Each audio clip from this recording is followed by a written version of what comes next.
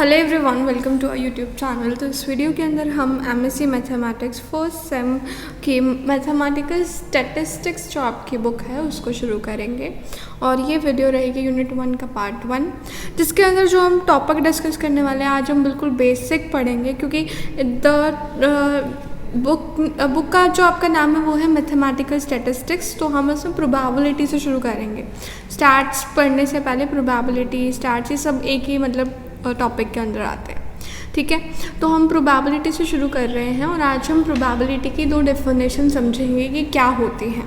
ठीक है, प्रोबेबिलिटी होती क्या है? किसी भी चीज़ की होने की संभावना को हम प्रोबेबिलिटी कहते हैं। ठीक है, आप लोग स्कूल टाइम में, कॉलेज टाइम में, मतलब सब जगह आप प्रोबेबिलिटी पढ़कर आए होंगे।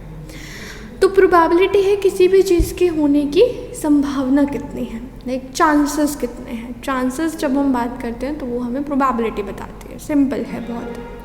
अब प्रोबेबिलिटी निकालने के लिए वी यूज़ डिफरेंट डेफिनेशंस होती हैं प्रोबेबिलिटी की। फॉर एग्जांपल आपकी क्लासिकल डेफिनेशन प्रोबेबिलिटी की, फिर आपकी स्टैटिस्टिकल डेफिनेशन। ठीक है, अब क्लासिक डेफिनेशन क्या है? मतलब जो क्लासिक डेफिनेशन जिसको आप स्कूल टाइम से पढ़ते हुए आ रहे हैं। अब मेरे को किसी की प्रोबेबिलिटी निकालनी है। मान लीजिए मेरे पास एक कॉइन है, मैं उसे टॉस करती हूँ, तो मेरे को प्रोबेबिलिटी निकालनी है हेड आएगा या टेल आएगा। ठीक है, अब मुझे प्रोबेबिलिटी चाहिए हेड की। मेरे को पता है दो ही चीज़ आ सकती है, हेड या टेल। तो उसमें हम कैसे करते थे हेड की प्रोबेबिलिटी निकालने के लिए? पहले देखते थे टोटल आउटकम्स कितने हैं, 2 हैं। फिर जो हमें चाहिए, हेड चाहिए हमें, एक ही है वो, तो प्रोबेबिलिटी हो जाती थी 1/2।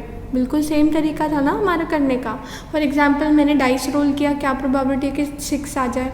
अब 6 कितनी बार होता है डाइस पे? एक बार। तो मतलब मेरा फेवरेबल आउटकम एक बार है और टोटल नंबर ऑफ आउटकम्स जो है वो 6 हैं, तो मेरी प्रोबेबिलिटी हो जाएगी 1/6। ठीक है, यही करते थे। तो यही मेरी प्रोबेबिलिटी की डेफिनेशन है, समझिएगा। ये हम कौन सी प्रोबेबिलिटी? मैथमेटिकल प्रोबेबिलिटी भी कहते हैं इसको, क्लासिकल प्रोबेबिलिटी भी कहते हैं, प्रायोरी प्रोबेबिलिटी भी कहते हैं। अब इसका मतलब क्या होता है वो समझिए। Let n be the number of mutually exclusive, equally likely and exhaustive cases in a trial out of which m are favourable. अब इन्होंने जो बहुत सारे वर्ड्स यूज़ कर लिए, म्यूचुअली एक्सक्लूसिव, फिर इक्वली लाइकली एंड एग्जॉस्टिव। तो पहले हम इन 3 वर्ड्स का मतलब समझते हैं। एक्सक्लूसिव क्या होता है, इक्वली लाइकली का मतलब क्या होता है, और एग्जॉस्टिव का मतलब क्या होता है। देखिए, आपने कोई भी केस उठाया, फॉर एग्जांपल मैंने अभी आपके सामने 2 एग्जांपल लिए। लाइक मैंने एक एग्जांपल लिया था डाइस का और एक एग्जांपल लिया था कॉइन का। ठीक है, यहाँ पे 3 वर्ड्स का यूज़ किया गया है। एक तो म्यूचुअली एक्सक्लूसिव, ठीक है, एक इन्होंने बोला इक्वली लाइकली, ठीक है, और एक वर्ड इन्होंने यूज़ किया एग्जॉस्टिव। इन तीनों वर्ड का मतलब समझते हैं। इन तीनों वर्ड का मतलब होता क्या है? देखिए, आपने कोई भी एक्सपेरिमेंट किया, उसमें आपको इवेंट्स ढूंढने हैं। अपने मतलब पूरे एक्सपेरिमेंट को ऐसे इवेंट्स में डिवाइड करना है जो एक्सक्लूसिव हों, म्यूचुअली एक्सक्लूसिव हों, इक्वली लाइकली हों और एग्जॉस्टिव हों।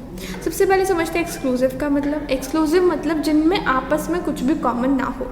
जैसे कि मैंने रोलिंग अ डाइस एक्सपेरिमेंट लिया, तो इसमें मैं अपने 6 आउटकम ले रही हूँ, 1 2 3 4 5 6।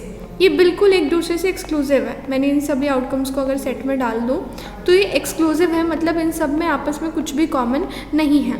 ना इस सेट का इससे कुछ कॉमन है, ना इसका इससे कुछ कॉमन है, ना इसका इससे कुछ कॉमन है। मतलब किसी का भी आपस में कुछ भी कॉमन नहीं है, और इसीलिए इसको कहते हैं म्यूचुअली एक्सक्लूसिव। मतलब एट अ टाइम अगर आप कोई भी 2 सेट उठाओ तो उनमें कुछ भी कॉमन नहीं होना चाहिए। ठीक है, तो मेरी पहली कंडीशन तो ये सेटिस्फाई करते हैं। तो म्यूचुअली एक्सक्लूसिव का मतलब क्या होता है कि आपके दोनों सेट का इंटरसेक्शन जो है वो 5 हो, मतलब उनमें कुछ भी कॉमन ना हो, बिल्कुल एक दूसरे से अलग हो। Then equally likely. Equally likely मतलब सबके आने के चांस बराबर हों। अब आने के चांस बराबर तब होंगे जब उनमें नंबर ऑफ आउटकम सेम होंगे। इसमें भी नंबर ऑफ आउटकम एक है, इसमें एक, इसमें एक, इसमें एक, इसमें एक, इसमें एक। तो मतलब सबके चांसेस आने के बिल्कुल बराबर हैं।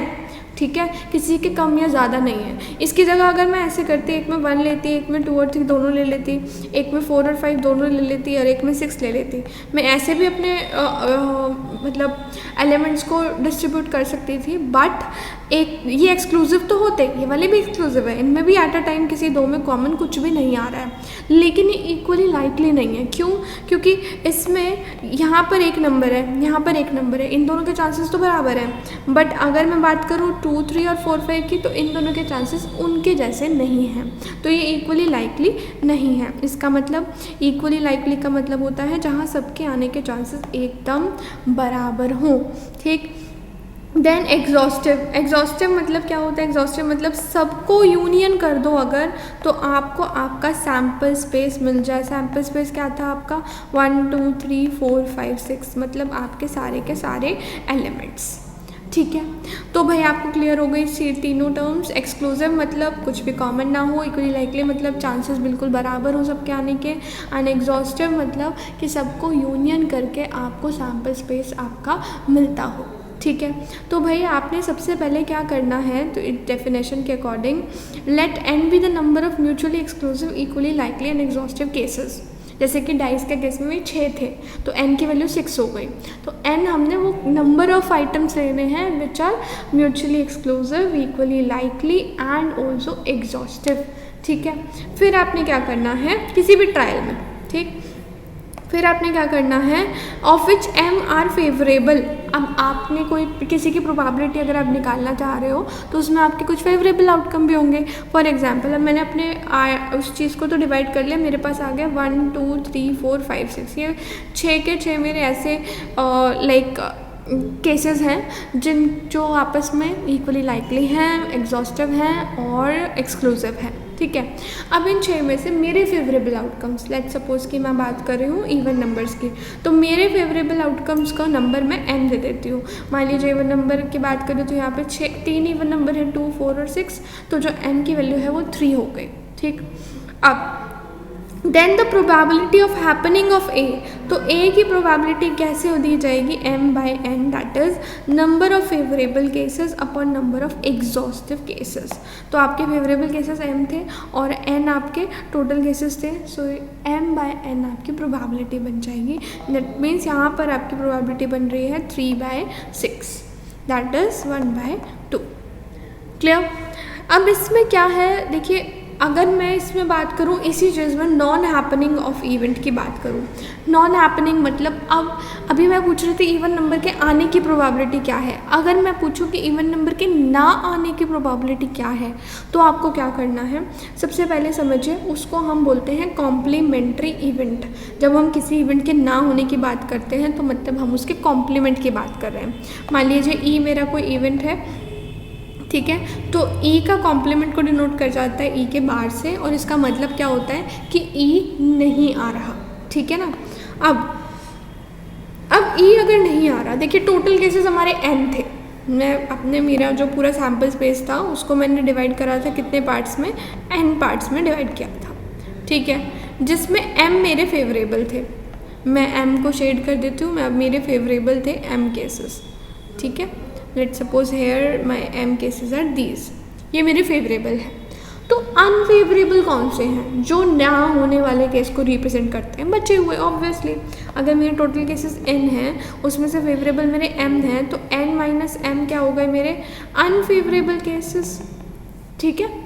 तो n-m हो गया और टोटल केसेस मेरे m हैं। इसका मतलब a कॉम्प्लीमेंट की प्रोबेबिलिटी क्या होगी, n-m, क्योंकि n-m केसेस वो हैं जो उसको फेवर नहीं करते, और कॉम्प्लीमेंट्री में वही केसेस आते हैं जो उसको फेवर नहीं करते।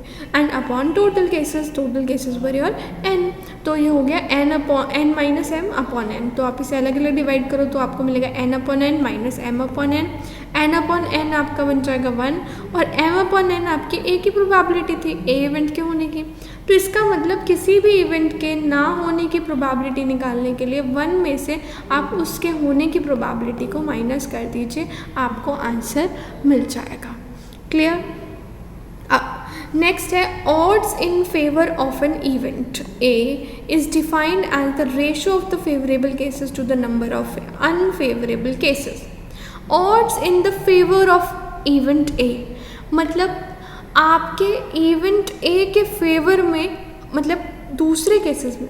अब इसमें क्या करते हैं, देखिए हमें ये आपकी एक प्रोबेबिलिटी, अगर आपको odds in the favour of an event निकालना है, किसी भी इवेंट के फेवर में ऑड्स कितने हैं, ऑड्स मतलब जो बचे हुए हैं, ठीक है। देखिए ए के इवेंट समझिएगा, हमने ए के जो फेवरेबल थे वो हमने एम माने थे, ठीक है। वो पूछ के रहा है कि ऑड्स में इसके आने के चांसेस क्या हैं, समझ रहे हैं आप। ऑड्स में मतलब जब आपका इवेंट नहीं हो रहा, मतलब कॉम्प्लीमेंट्री केस में इसके आने के चांसेस क्या हैं। अब इवेंट नहीं हो रहा मतलब आपके जो फेवरेबल केसेस एम थे उनको छोड़ के सारा वो कितने बचते हैं आपके n-m, है ना, n-m केसेस बचते हैं, और आपके फेवरेबल केसेस कितने m। तो odd in favour of event ए क्या बनेगा, m/n-m। ये असल में पूछ क्या रहा है, आपके बचे हुए केसेस में ए के आने के कितने चांसेस हैं, ठीक है। तो ए के favourable number of favourable items upon आपके बचे हुए आइटम्स यानी ए कॉम्प्लीमेंट के यानी n-m, ठीक है। सिमिलरली अगर ऑड्स अगेंस्ट एन इवेंट ए पूछा जाए तो बिल्कुल इसका रेसिप्रोकल हो जाएगा यानी n-m अपॉन m। क्लियर, इसमें कोई डाउट नहीं, ठीक है। अभी हम बिल्कुल आज अपनी प्रोबेबिलिटी की शुरुआत कर रहे हैं, अगर फिर भी कुछ समझ नहीं आता तो आने वाली वीडियोस में धीरे धीरे आपको चीज़ें और अच्छे से क्लियर हो जाएंगी, ठीक है। और आप कमेंट सेक्शन में बता सकते हैं कोई टॉपिक अगर आपको अधूरा लगता है तो वो मैं टॉपिक दोबारा से एक्सप्लेन भी कर दूँगी आपको, ठीक है। अब आते हैं क्लासिकल डेफिनेशन पे, limitation of classical definition. Classical definition हमने पढ़ ली क्या है, अब इसकी लिमिटेशन क्या है। अब कई बार क्या होता है, हमने बोला कि number of favourable outcomes upon total number of outcome, ये हमारे इसका फॉर्मूला तैयार हो गया। अब कई बार क्या होता है, जो टोटल नंबर ऑफ आउटकम्स है वो इनफाइनाइट चले जाते हैं, तब क्या करें। अब total number of outcomes infinite चले जाएंगे तो इस फॉर्मूले में डिनोमिनेटर में इन्फिनिटी आ जाएगा, which can make your question not defined. तब आप प्रोबेबिलिटी कैसे निकालोगे।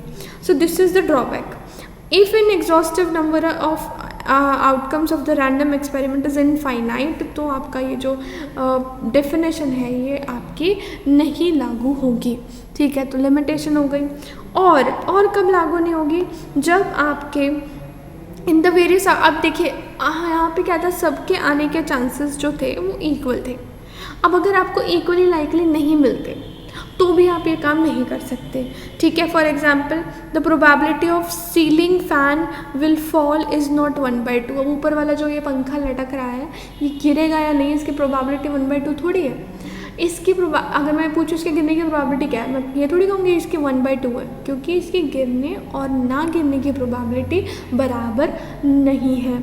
तो ऐसे केसेस में जिनमें आपके चांसेस बराबर नहीं होते उनमें आप ये फॉर्मूला भी अप्लाई नहीं कर सकते। फॉर एग्जांपल अगर मैं वो केस उठाऊँ, जैसे कि मैं गोल करने गई बास्केटबॉल का और मेरा गोल होगा या नहीं होगा, इसके कैसे चांसेस मैं निकालूँ, इसमें भी इक्वली लाइकली नहीं है। मैं अगर एक बहुत अच्छी प्रैक्टिशनर हूँ तो मेरे चांसेस गोल होने के ज़्यादा होंगे, और मैं ऐसे ही हूँ तो मेरे गोल ना होने के चांसेस ज़्यादा होंगे, तो बराबर चांसेस तो नहीं है दोनों के, ठीक है। इसी तरह से अगर मैं बात करूँ और भी बहुत सारी चीज़ों के जिसमें आपके चांसेस बराबर नहीं होते, वहाँ पर भी हम ये फॉर्मूला अप्लाई नहीं कर सकते, क्योंकि हमारे डेफिनेशन में ही यही था कि the events should be equally likely, ठीक है ना। आगे बात करते हैं दूसरे डेफिनेशन की। अब इन डेफिनेशंस की जो लिमिटेशन थी उनको पूरा करने के लिए हमारी ये दूसरी डेफिनेशन आई है, और इसकी लिमिटेशन को पूरा करने के लिए तीसरी डेफिनेशन को भी हम पढ़ेंगे, ठीक है। तो पहली है, अब ये हमारी दूसरी स्टैटिस्टिकल या फिर एम्पेरिकल डेफिनेशन। इसमें क्या है, अगर हम अपने एक्सपेरिमेंट को रिपीटेडली बहुत बार रिपीट करते हैं तो वो जो प्रोबेबिलिटी हम निकालते हैं दैट इज़ योर स्टैटिस्टिकल और एम्पेरिकल प्रोबेबिलिटी। मतलब अगर आपको मान लीजिए राइस में 6 आने की प्रोबेबिलिटी निकालनी है, ठीक है, तो आपको अपने एक्सपेरिमेंट को बहुत बार रिपीट करना पड़ेगा। मतलब लाइक जैसे अगर हम नॉर्मली जब हमने 9th ग्रेड से अपनी प्रोबेबिलिटी स्टार्ट करी थी तो हमने स्टैटिस्टिकल और एम्पेरिकल डेफिनेशन से ही की थी। मतलब आपने 100 टाइम्स अपने कॉइन को टॉस किया और फिर आप हेड या टेल की प्रोबेबिलिटी निकालने की कोशिश कर रहे हैं, तो नियर अबाउट 50-50 चांसेस आते हैं, not exact but near about, ठीक है। ऐसे अगर हम अपने नंबर ऑफ़ ट्रायल्स को और भी बहुत ज़्यादा बढ़ा दें, 100 की जगह हम 500 ट्रायल्स करें, 1000 ट्रायल्स करें या इन्फिनाइट ट्रायल्स करें, then the probability become statistical probability. तो आप इसमें अब इन्फिनाइट ट्रायल्स कर तो सकते नहीं, but we have studied limit जो उसे अप्रोच कर देती है। तो यहाँ पर हम यूज़ करेंगे एक limit n tends to infinity, जो कि आपने अपने 11th ग्रेड में पढ़ा होगा, ठीक है। तो इसे पढ़ते हैं, if an experiment is performed repeatedly under essentially homogeneous and identical condition. अब इसकी ये चीज़ है कि आप जब अपने एक्सपेरिमेंट को बार बार रिपीट कर रहे हो तो कंडीशंस जो है वो सेम होनी चाहिए। आप अगर कंडीशंस को चेंज कर देंगे तो आपका जो आउटपुट है वो भी डिफ़र हो जाएगा। So what we want is हमारा आउटपुट कंडीशन पर डिपेंड ना होने लग जाए, तो फिर हमारी प्रोबेबिलिटी हम सही नहीं निकाल पाएंगे। So it's important to keep the condition same, ठीक है। Then the limiting value of the ratio of number of times the event occurs to the number of trials is called as the probability of happening of that event. मतलब अगर आप निकालते हैं m बार आपका event हो रहा है, n आपके टोटल हैं, तो limit n tends to infinity m/n आपको क्या देगी, आपकी स्टैटिस्टिकल या फिर एम्पिरिकल प्रोबेबिलिटी देगी, ठीक है। तो इसमें हमने लिखा भी है, सपोज एन इवेंट ए अकर्स m टाइम्स और इन n रिपीटेशंस। मतलब आपने एक इवेंट को n बार करा, एक एक्सपेरिमेंट को, मान लीजिए आपने कॉइन टॉस किया n टाइम्स मतलब मान लीजिए आपने 100 बार कॉइन को टॉस किया, 100 में से आपके 48 टाइम्स आपका हेड आया, तो जो हेड की प्रोबेबिलिटी होगी, रियल प्रोबेबिलिटी, वो क्या होगी, probability of head limit n tends to infinity 48/100। अब यहाँ पे n क्या है, आपका total number of times the experiment is being conducted, ठीक है। मतलब आपने इस 100 को इन्फिनिटी तक अप्रोच कराना है, बात क्लियर है। तो then the ratio of m/n is called relative frequency, और जब हम इसकी लिमिटिंग वैल्यू निकालते हैं that is called at its probability of happening, clear. तो ये थी हमारी एम्पिरिकल प्रोबेबिलिटी, पर इसकी भी लिमिटेशन है। इसकी लिमिटेशन ये है कि आप जब एक्सपेरिमेंट को रिपीटेडली बहुत बार परफॉर्म करते हैं तो it's not possible for you to keep the condition same. Conditions आप सेम नहीं रख पाते, आइडेंटिकल होमोजीनियस कंडीशंस आप नहीं रख पाते, जिसकी वजह से द रिजल्ट में डिफर, ठीक है। दूसरी चीज़, तो रिलेटिव फ्रिक्वेंसी m/n है, it may not attain a unique value no matter however large n may भी। आप कई बार कितना भी n को बढ़ा लें, ये एक यूनिक वैल्यू आपको नहीं मिलती, हमेशा ये डिफ़र करती रहती है। इसीलिए भी आप इस डेफिनेशन को हर जगह पर यूज़ नहीं कर सकते हैं, ठीक है। तो अभी हम ये 2 क्वेश्चन और ट्राई करते हैं और अपने इस टॉपिक को यहाँ पर ख़त्म करेंगे। फिर हम अगले वीडियो में इसके आगे के कुछ एग्जाम्पल्स कवर करेंगे और कुछ डेफिनेशंस। तो एग्जाम्पल है, what is the chance that a non leap year will contain 53 Sundays. Although this question you must have already done. ये क्वेश्चन आपका 10th ग्रेड में आ जाता है। तो हमारा क्वेश्चन है कि एक नॉन लीप ईयर में से अगर आप कोई भी दिन चूज़ करते हैं, तो मतलब नॉन लीप ईयर में आप अगर संडेज काउंट करते हैं तो क्या प्रोबेबिलिटी है कि 53 संडेज होंगे। देखिए नॉन लीप ईयर में नंबर ऑफ डेज कितने होते हैं, 365, ठीक है। अब आपको पता है कि एक हफ्ता कितने दिन का बनता है, 7 डेज़ का। तो 7 से अगर मैं इसे डिवाइड करूँ, आई विल गेट 7 × 5 इज़ 35 और 7 × 2 इज़ 14, ठीक है। तो हमारे पास आएगा रिमाइंडर 1। इसका मतलब क्या है कि आपके 52 वीक्स पूरे निकल के आए, ठीक है, और साथ में एक दिन। अगर 52 वीक पूरे आ गए तो 52 वीक्स में हर वीक में एक संडे तो आ ही रहा होगा। तो इसका मतलब 52 संडेज़ के लिए तो आप बिल्कुल श्योर हैं कि 52 संडेज़ तो आपके लीप ईयर में आपको मिलेंगे ही मिलेंगे। अब वो 53 बनेंगे कि नहीं, वो डिपेंड करता है इस एक दिन पे। अब इस एक दिन में आपके पास है Sunday, Monday, Tuesday, Wednesday, Thursday, Friday, Saturday. तो इसमें आपकी क्या प्रोबेबिलिटी है कि संडे आ जाए, सिर्फ एक ही दिन है और आपके टोटल आउटकम्स कितने हैं, 7। So the answer will be 1/7, यानी 1/7 चांसेस हैं कि आपके नॉन लीप ईयर में कितने संडेज होंगे, 53 संडेज होंगे। यही क्वेश्चन अगर हम कर देते हैं लीप ईयर का, तो लीप ईयर में आपके पास जो नंबर ऑफ डेज होते हैं दैट इज़ 366, ठीक है। अब 366 डेज़ को अगर हम वीक्स में डिवाइड करें तो 366 डिवाइडेड बाय 7, बिकॉज एक हफ्ते में 7 दिन होते हैं। 7 टाइम्स 5 इज़ 35, रिमाइंडर इज़ 1। तो आप ये 6 नोट करेंगे तो 7 टाइम्स 2 इज़ 14, रिमाइंडर इज़ 2। इसका मतलब क्या हुआ कि अब आपके पास 2 दिन बचते हैं। 52 संडेज तो पक्का हो ही गए। अब 53rd संडे आएगा या नहीं आएगा, it depends on the 2 days which are left. अब ये जो 2 दिन बचे हैं इनकी क्या पॉसिबिलिटीज़ हैं, इनका क्या सैम्पल स्पेस है। It can be either Sunday Monday, और आपका मंडे ट्यूसडे, या फिर आपका ट्यूसडे वेंसडे, ठीक है, या आपका वेंसडे थर्सडे, या थर्सडे फ्राइडे, या फ्राइडे सैटरडे, या फिर सैटरडे संडे। तो इनमें कोई भी पेयर अगर हम देखें तो उसमें संडे आपका सिर्फ इसमें और इस पेयर में आ रहा है।